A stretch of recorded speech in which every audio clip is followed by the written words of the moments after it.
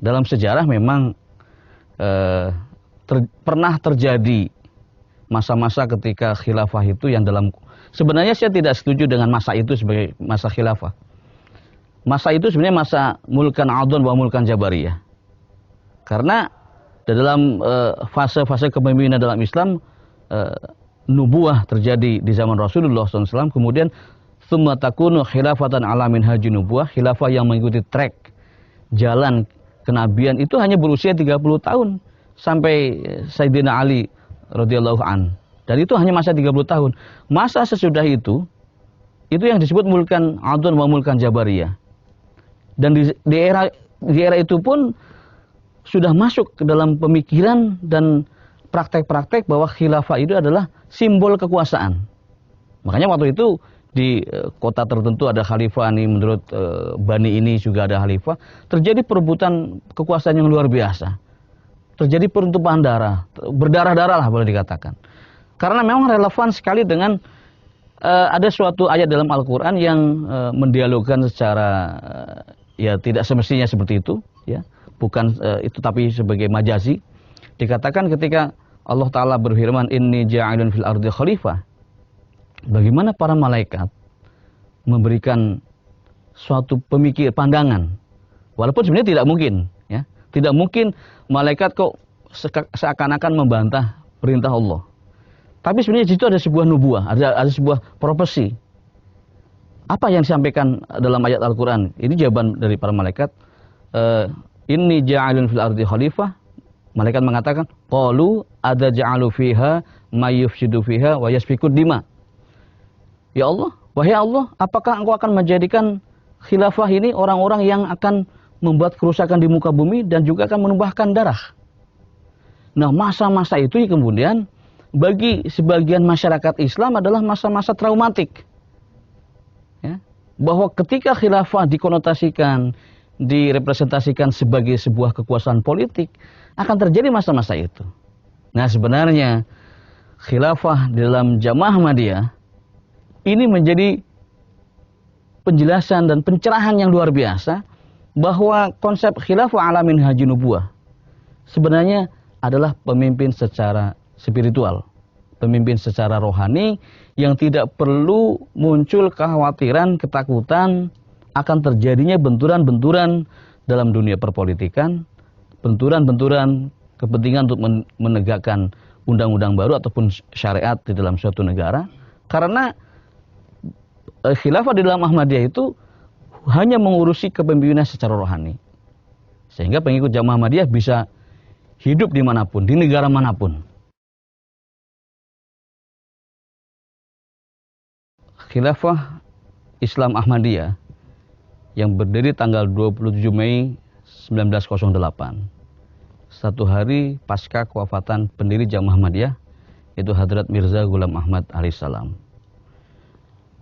27 Mei secara aklamasi, ya, terpilihlah Hadrat Maulana Hakim Nuruddin radhiyallahu taala anhu, ya, seorang sahabat secara garis keturunan memiliki darah dari Sayyidina Umar radhiyallahu an, seorang ahli kesehatan, seorang tabib yang sangat terkenal di Hindustan. Saya katakan Hindustan, biasa kita mengenal beliau tabib di Maharaja di Kashmir. Tapi sebenarnya ada catatan menarik di kemudian hari, kalau nggak salah di sekitar tahun 2016, ada sebuah buletin menerbitkan daftar ahli kesehatan ternama di Hindustan, dan Hadrat Maulana Hakim Nuruddin radhiyallahu an adalah salah satunya, tercatat dalam sejarah Hindustan. Nah, beliau adalah orang yang baiat pertama juga ketika Hadrat Mirza Ghulam Ahmad alaihissalam mendakwahkan diri sebagai Imam Mahdi dan Al-Masih yang dijanjikan. Ketika beliau diperintahkan untuk menerima baiat tanggal 23 Maret 1889, Hadrat Maulana Hakim Nuruddin radhiyallahu taala anhu adalah orang yang pertama memegang tangan Hadrat Mirza Ghulam Ahmad alaihissalam Al-Masih Al-Ma'ud alaihissalam. Nah, bagaimana dalam suasana, ya, 27 Mei pasca kewafatan pendiri Jamaah Ahmadiyah. Karena pendiri Jamaah Ahmadiyah menggambarkan di dalam buku Al-Wasiat bahwa kewafatan beliau sudah dekat. Kemudian sebagaimana sunnah para nabi, dalam riwayat sejarah para nabi, dikala seorang nabi wafat maka akan terjadi kegoncangan di tengah-tengah kaumnya, di tengah-tengah para sahabatnya.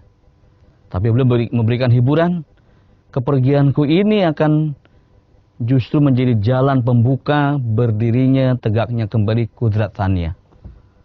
Bagaimana kekuasaan Allah Ta'ala akan kembali nampak dengan jelas, akan menjadi terang kembali dengan berdirinya Qudrat Tsaniyah yang berwujud khilafah. Nah, Hadrat Maulana Hakim Nuruddin radhiyallahu ta'ala anhu dalam suasana semacam itu terpilih ya sebagai Khalifatul Masih pertama ya, tanggal 27 Mei 1908. Biasa dalam dinamika sebuah organisasi ya, ada riak-riak ya, udah ada sebagian yang goncang ya. Kita juga lihat ketika Rasulullah SAW wafat pun terjadi kegoncangan yang hebat. Bagaimana seorang Hadrat Umar, beliau begitu beratnya menerima kenyataan. Sampai-sampai beliau kemana-mana menghunuskan pedang dan mengatakan, siapa yang mengatakan Muhammad Rasulullah telah wafat, aku akan potong lehernya. Di saat itu Hadrat Abu Bakar yang kemudian juga terpilih menjadi khalifah, kemudian bisa menenangkan suasana itu. Nah, Hadrat Maulana Hakim Nuruddin radhiyallahu ta'ala anhu dalam suasana yang seperti itu juga mampu kembali menenangkan para sahabat, menjadi pemimpin Jamaah Islam Ahmadiyah, ya, terus bergerak ke depan dan jemaat terus lestari di dalam suasana semacam itu. Nah, di samping beliau memang berlatar belakang seorang ahli kesehatan, beliau pun seorang ulama. Ya. Kalau kita menyebut Hadrat Maulana Hakim, Hakim ini bukan hakim di pengadilan yang ahli hukum. Hakim ini gelar untuk tabib, ahli pengobatan, itu hakim. Ya. Ya. Beliau juga seorang ulama yang ternama, sehingga karya-karya beliau ya, di dalam ilmu-ilmu Al-Quran, tafsir-tafsir Al-Quran, dan karya-karya yang lain juga luar biasa. Dan beliau memang dalam menjabat masa khilafah yang sekitar hanya 6 tahun, ya, dari tahun